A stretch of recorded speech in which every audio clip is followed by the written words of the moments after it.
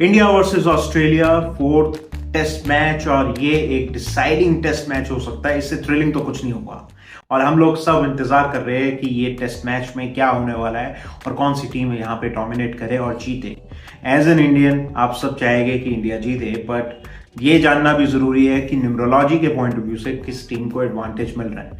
तो आज हम क्या बात करेंगे, आज हम थोड़ा सा न्यूमरोलॉजिकल फैक्टर्स के बारे में बात करते हैं, जिसमें दोनों कैप्टन्स की डेट ऑफ बर्थ के बारे में थोड़ी सी बात करते हैं। और 26 दिसंबर से ये टेस्ट मैच स्टार्ट होने जा रहा है, तो इसके बारे में थोड़ी बात करते हैं और आउटकम क्या रह सकता है इसके बारे में बात करते हैं। देखिए 26 2 and 6 नंबर 8 नंबर 8 2024 नंबर 8। सो ये एक डेस्टिनी पॉइंट ऑफ व्यू से भी अगर हम देखते हैं तो ये इंडिया को फेवर करता है। 8 नंबर इंडिया को फेवर करता है। इसका सबसे बड़ा रीजन ये बनता है कि इंडिया का, अगर आप इंडिया का न्यूमरोलॉजिकल टोटल देखते हैं, ये नंबर 3 बनता है। नंबर 3 जुपिटर का नंबर होता है, गुरु का नंबर होता है, और वो 8 नंबर से फ्रेंडली है, तो ये बाय डिफॉल्ट इंडिया को फेवर करता है। तो स्टार्टिंग पॉइंट, अगर किसी चीज का स्टार्ट हो, अगर किसी चीज को हमें एनालाइज करना हो, तो डेट के पॉइंट ऑफ व्यू से, डेस्टिनी के पॉइंट ऑफ व्यू से, या मूलांक के पॉइंट ऑफ व्यू से,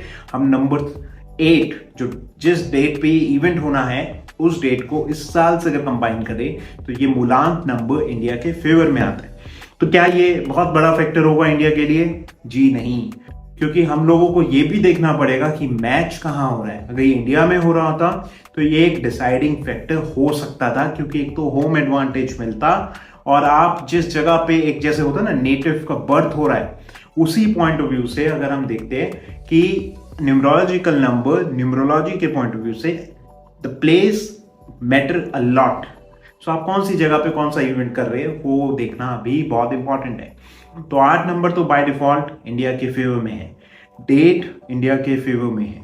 अब दोनों कैप्टन्स के बारे में बात करते हैं। सबसे पहले बात करना चाहेंगे इंडियन कैप्टन के बारे में।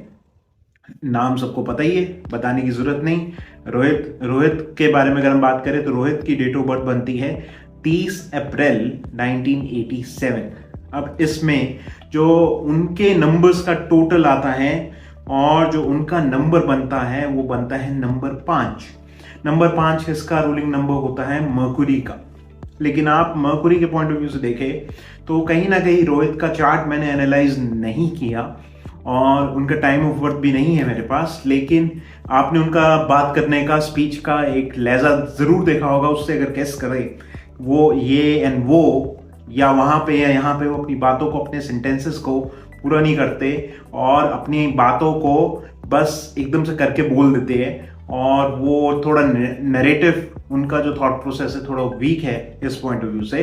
दो he is a very good, कहते हैं ना, इंटरेस्टिंग पॉइंट ऑफ व्यू से, he gives reply responses to the point, but sentence को डेकोरेट नहीं करते। तो उससे मुझे ऐसा लगता है कि मर्कुरी कहीं ना कहीं उनका प्लेसमेंट में थोड़ा वीक होगा, लेकिन बाकी जो ओवर एंड ऑल आउटकम बनता है उससे मर्कुरी उनका स्ट्रांग है। मैं अज्यूम कर रहा हूँ, क्योंकि मैंने इसके बारे में चेक नहीं किया, डिटेल स्टडी नहीं करी, और ये डिटेल स्टडी के बिना तो बताया नहीं जा सकता। अभी अज्यूम कर रहा हूँ। तो उनका टोटल आता है नंबर 5। पैट कमिंस की जो डेट ऑफ बर्थ आती है, ये आती है 8 मई 1993, 1993। अभी इसका जो टोटल बन रहा है ये भी बन रहा है नंबर 8। इनका जो मूलांक डेस्टिनी नंबर बन रहा है ये भी बन रहा है नंबर 8, सो डबल 8। सो क्या आउटकम हो सकता है? अगर हम इंडिया का टोटल चेक करते हैं, नंबर 3 आ रहा है, मैंने बताया। ऑस्ट्रेलिया का अगर हम चेक करते हैं, नंबर 4 आ रहा है। तो अगर हम सबका कंक्लूड करें तो मुझे ऐसा लगता है, और यहाँ पे मैं गलत भी हो सकता हूँ, और मैं किसी को इनकरेज नहीं कर रहा कि आप इस चीज को दूसरे तरीके से देखें। जितनी नॉलेज है उसके हिसाब से बता रहा हूँ। यहाँ पे कोई भी तरीके से मैं आपको किसी भी साधन पे इनकरेजमेंट नहीं दे रहा कि आप इस चीज को पकड़ के बैठे। और इस चीज को अगर हम यूज करते हैं, देखते हैं कि कौन जीत सकता है, किसके फेवर में आउटकम जा सकता है, तो डेफिनेटली पैट कमिंस के लिए फेवरेबल डे रहने वाला है 26, डिस्पाइट दी फैक्टर्स कि वो इंडिया के फेवर में रह सकता है। 26 मीनिंग इसमें वो टॉस जीत सकते हैं। टॉस जीतने के उनके पूरे चांसेस बनते हैं कि वो टॉस जीते।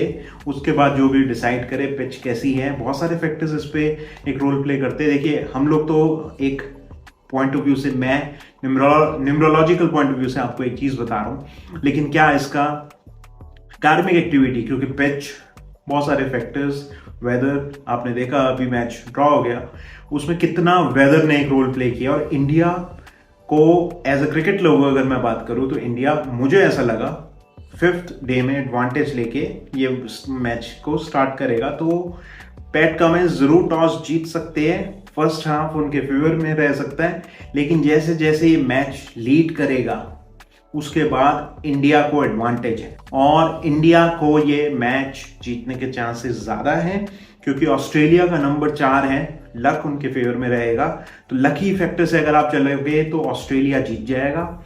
लेकिन जब आप हार्डवर्क के बारे में बात करेंगे, जिस समय आप बात करेंगे कि कौन सी टीम एक्स्ट्रॉर्डनरी प्ले कर सकती है और थोड़ा सा विजडम यूज कर सकती है, देन डेफिनेटली रोहित और टीम इंडिया के चांसेस काफी ब्राइट हैं। तो मुझे ऐसा लगता है एंड रिजल्ट, अगर मैं इसको बिल्कुल रोहित की लैंग्वेज में बताऊं, ये वो करके, तो इंडिया वो कर सकता है जो इंडिया ने वो नहीं किया आज से पहले। तो इंडिया ये टेस्ट मैच जीत सकता है और जीतने के पूरे पूरे चांसेस बन रहे हैं। ऐसे ही इंटरेस्टिंग वीडियोस के लिए आप लाइक, सब्सक्राइब जरूर करें, मुझे फॉलो करें और मेरे साथ बने रहें।